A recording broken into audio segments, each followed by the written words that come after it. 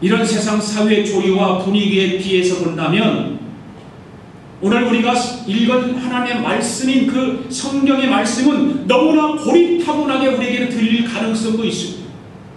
성경에서 말하고 있는 말씀은 어떤 말씀입니까? 내 부모를 주 안에서 공경하라 이 말씀입니다.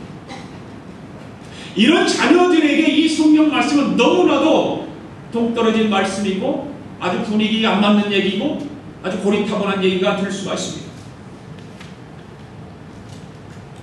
자식은 부모를 순종하고 공경해야 한다고 명령하면서 무조건 이것은 옳은 일이다라고 무슨 이의나 반론을 제기할 여지도 없도록 성경은 우리에게 강조해주고 있습니다. 자식으로서 부모를 공경하는 것은 이것저것 따질 것도 없이 지극히 당연한 일뿐이라고 하는 것을 성경은 말씀하고 있는 것입니다. 이유가 없다는 것입니다. 왜 이것이 그처럼 옳은 일일까요? 왜 부모 공경이 사람으로 태어난 사람이라면 이유를 물을 것도 없이 무조건 지켜야 할 절대 명령이 되는 것일까요? 그 해답은 무엇일까요? 바로 오늘 본문에 보니까 잘되고 장수하는 복을 받기 때문에 그렇습니다. 우리는 오늘 어머니 주의를 지키면서 잘되고 장수하는 복이 무엇인가 본문의 말씀을 통해서 함께 은혜를 나눠보기를 원합니다. 여러분 잘되고 장수하는 복을 받기를 원하십니까? 여러분 잘되고 장수하는 복을 받기를 원하십니까? 네. 그렇다면 첫째로 자식은 부모님의 말씀에 순종해야 하는 것입니다. 1절 말씀 읽습니다. 시작. 자녀들아 너희 부모를 주 안에서 순종하라. 이것이 옳으니라. 여기 순종이라고 하는 그런 말씀을 뭡니까? 바로 순종이라고 하는 그 단어를 복종이라고 하는 그렇게 번역하는 것이 더 원문의 뉘앙스에 가까운 것입니다. 그 말씀이 뭡니까? 어떤 말씀이든 따를 자세가 되어 있음을 뜻하고 있는 단어이기 때문에 그렇습니다. 부모가 어떤 말씀이든지 자녀에게 내리면 자녀는 무조건 하고 복종해야 된다 그 말입니다. 순종이라고 하는 단어가 바로 그런 것입니다. 이유가 없습니다. 순종은 다시 말하면 아랫사람이 어떤 권위 있는 윗사람을 대하는 자세를 가리키는 말입니다. 자식이 부모를 대하는 관계라고 하는 것은 무슨 상호 이해나 주고받는 사랑 같은 평등의 관계로 시작되는 것이 아니라 어디까지나 상하의 관계에서 출발하는 것임을 알아야 하는 것입니다. 순종은 쉽게 말하면 듣는 것입니다. 다른 것 저는 우리 자녀들에게 매일 이야기합니다. 부모 얘기를 들을 줄 알아야 됩니다. 듣는 것이 순종입니다. 요즘 아이들은 부모하고 대화를 하다 보면 자기 주장만 얘기를 하잖아요. 물론 세대 차이를 나는 건 당연해요. 모르는 건 아니에요. 우리도 자랐을 때 어렸을 때 그랬으니까. 그런데 성경이 가르치는 것은 뭐냐면 순종하라는 거예요. 부모에게. 들어주라는 거예요. 부모님의 말씀을 들으라는 것입니다. 이런 자식이 효자인 것입니다. 효자는 부모님이 말씀하시면 이해하고 무조건 하고 순종하는 자녀입니다. 할렐루야. 사람이 사람들의 가장 아름다운 모습은 부모에게 효도하는 것이라고 말할 수 있습니다. 효도는 부모님의 말씀에 순종하고 섬기는 자세입니다. 사람이 그 일생에 가장 고상한 소원이 있다면 효자가 되고 싶어하는 마음입니다. 효자가 되고 싶어하는 마음. 자녀된 우리 여러분들 부모님에게 효자가 되고 싶은 마음이 없습니까? 효자가 되기 위해서 소원을 한번 걸어보시기 바랍니다. 나는 우리 부모님에게 효자가 되리라. 사람은 누구든지 그 소원에 따라서 결정되는 것입니다. 무슨 소원을 가졌느냐에 따라서 그 사람의 인격도 그 사람의 성품도 결정되는 것입니다. 내가 부모에게 효자가 되리라고 하는 마음을 갖고 산다면 그 사람은 분명히 효자가 될 줄로 믿습니다. 그것은 순종에서 오는 것이기 때문에 그렇습니다. 내가 하나님 부모의 말씀에 순종할 때, 부모의 말씀에 이해하고 들을 때에 바로 거기에 효자가 생기게 되는 것입니다. 부모를 무시하는 사람은 부모의 말이나 의견을 들으려고 하지도 않고 순종하지도 않습니다. 근자의 많은 젊은이들이 나이들은 부모님들 구시대 사람이라고 하여서 부모님의 교훈이나 부모님의 의견을 무시하고 순종하지 않으려고 하는 그런 생각들을 가지고 있는 것을 발견합니다.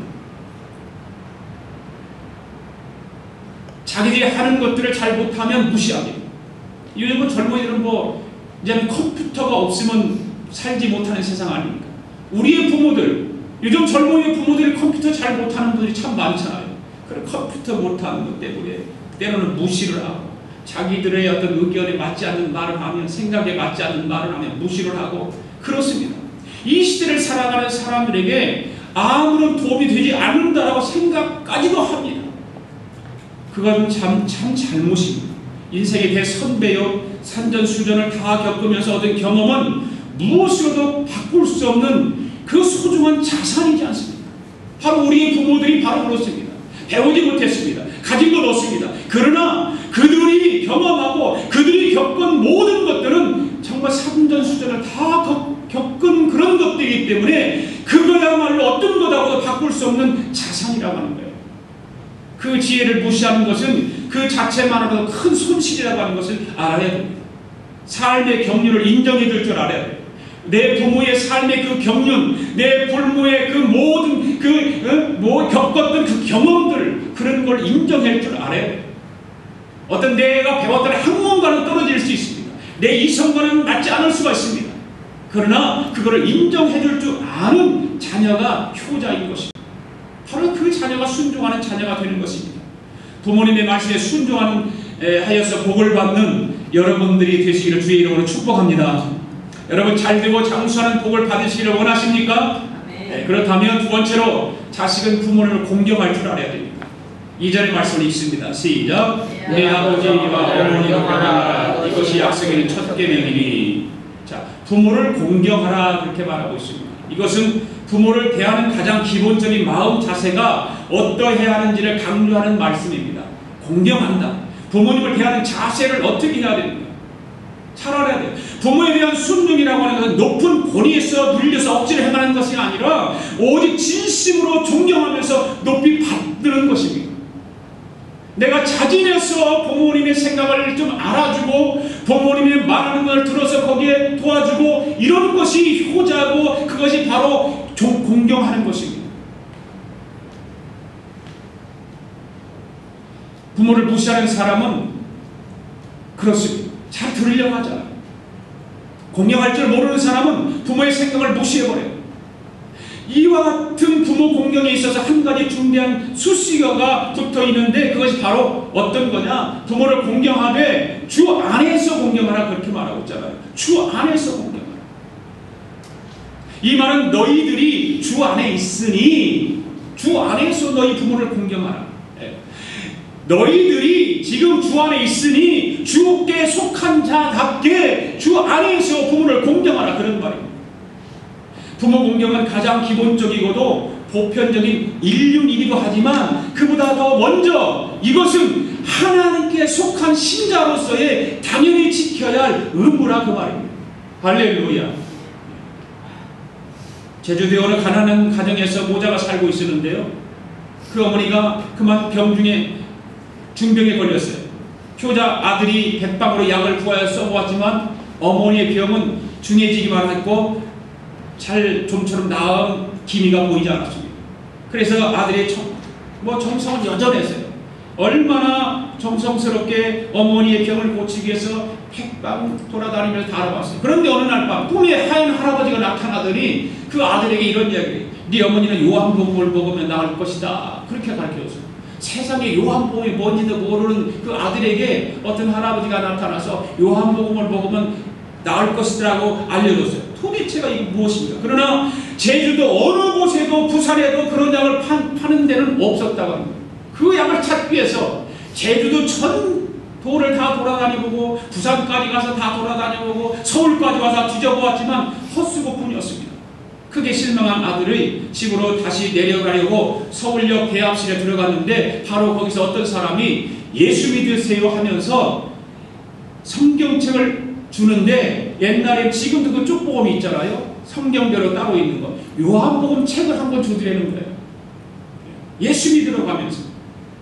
그 책을 한 권 얻어 가지고 온 아들이 거기에 무슨 약 처방이 있나 하고 그 어머니 머리 곁에서 날마다 그 책을 읽어드렸다는 거예요. 도대체가 요한복음이 읽으면 우리 어머니가 낫는다고 그랬는데 이 요한복음 안에 무슨 우리 어머니 병을 치유할 수 있는 그런 치유 처방이 있는가라고 읽었다는 거예요. 그러자 그 아들이 어머니 곁에서 요한복음을 계속 반복해서 읽고 또 읽고 그랬는데 어머니의 병이 점점 치유가 되는 거예요.